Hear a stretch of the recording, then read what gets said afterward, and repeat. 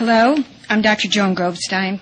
For those who don't know me, I've had acute onset myalgic encephalomyelitis/chronic fatigue syndrome, or ME/CFS, since 1999. Before my illness, I was a neonatologist at Children's Hospital of Philadelphia. We have been asked by the committee to address the committee's charter.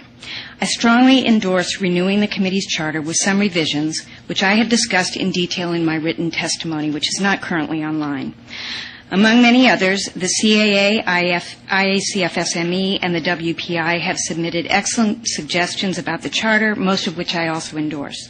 If I had more time, I could go into more detail. Before emphasizing the most important issues about the charter, I want to express my disappointment that the committee does not want to hear testimony on other matters which I consider to be more urgent. I also want to point out the difficulty of saying anything of use in a soundbite of 3 minutes. You have sent a terrible message to patients by allowing only 7 people to speak to you today.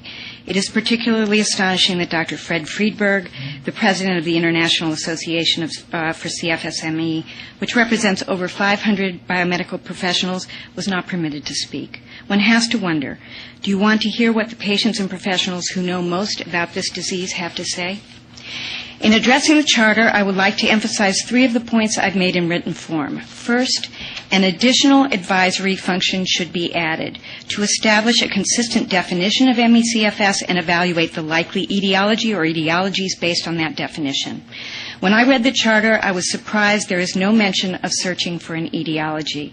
Discovering and verifying the etiology of this disease is essential for all of the other functions that are currently mentioned in the charter.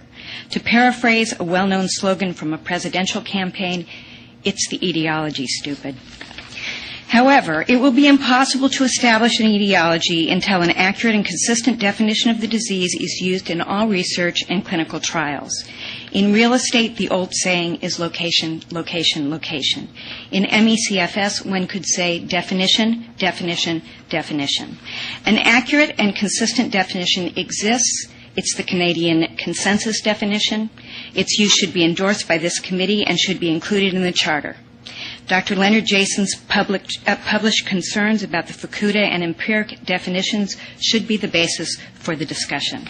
Second, real-time and recorded videocasts of committee meetings should be required by the charter. This is a necessary accommodation for the disabilities of ME/CFS patients, and so I don't have to come down here. Third, the committee needs to meet 4 times a year for 2 days, and a complete review of the status of all current and past recommendations must occur at each meeting. There is much to do. ME/CFS may be an infectious disease. Time is of the essence. Thank you. Thank you, Dr. Grobstein.